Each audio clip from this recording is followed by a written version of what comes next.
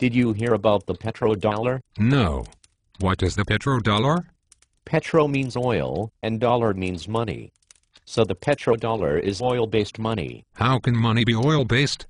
How long have you got? A long time. Why?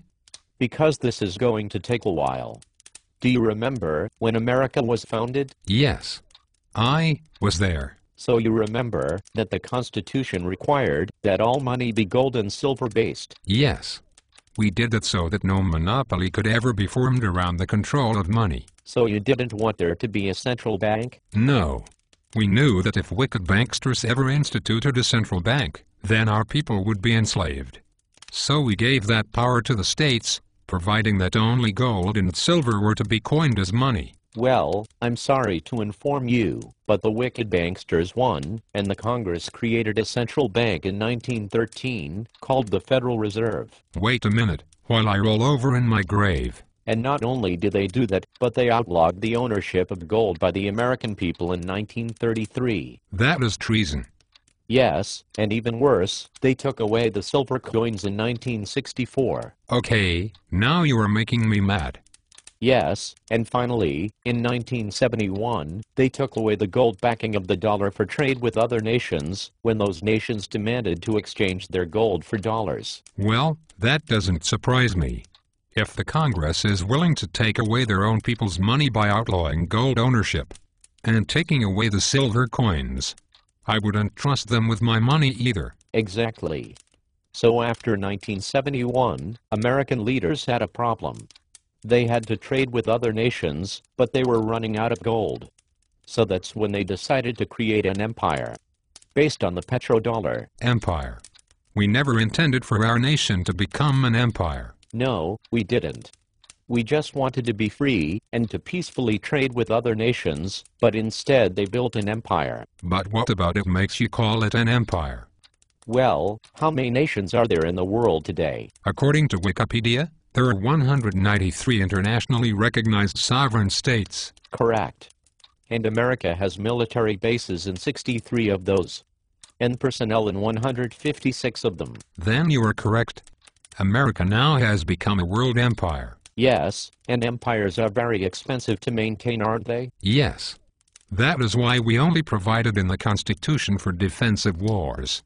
Because we never wanted America to become an empire, like the British Empire we fled from. But unfortunately, they didn't listen to you, so they built a world empire. But empires are very expensive. So how can you pay for a world empire? Tribute. All historical empires have exacted tribute from the peoples they conquered. Yes. But tribute is also very hard to extract because it takes huge armies of tax collectors. And it is frequently the cause of uprisings and revolutions. So they came up with a better way to pay for the empire. What is that? They decided to force the entire world to use their fiat paper currency. And since they controlled the currency, they could just print more of it when they needed to, and exact more tribute by a process of currency debasement. But if other nations see that the currency they are being forced to use is being debased, won't they just use a different currency? Yes. But what if there is an important commodity that they must have to operate their economies? And that commodity can only be purchased with the American dollar? What commodity is that? Oil, and all oil-based products. These can only be bought with American paper dollars. But how did they force all the nations to only use dollars to buy oil? Well, the first thing they did was form OPEC, which is a consortium of all the major oil-producing nations. And they made them all agree to only sell their oil in dollars. Why would they agree to that? Because other than having oil, most of these nations were just big piles of sand. So those nations saw that they could become filthy rich by agreeing to this agreement. I see. And they also agreed to let America put military bases there to protect all of the oil wells. So what you are telling me is that America is able to force all other nations to use their dollar to buy oil, because they control the oil with treaties and military bases? Yes. And they are able to exact tribute to pay for that empire by forcing all other nations to use their worthless paper currency if they want to buy any oil? Yes. Doesn't this arrangement cause the nations of the world to be upset that they are forced to pay for the costs of running the American empire? Yes, it does, but no nation really wants to be made an example of by being the first to abandon this system.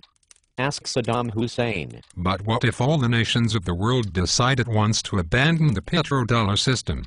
That is what you are hearing rumblings of today. If this system collapses, America will no longer be able to pay for her expensive military and will have to shrink her empire. But won't that make the world unstable?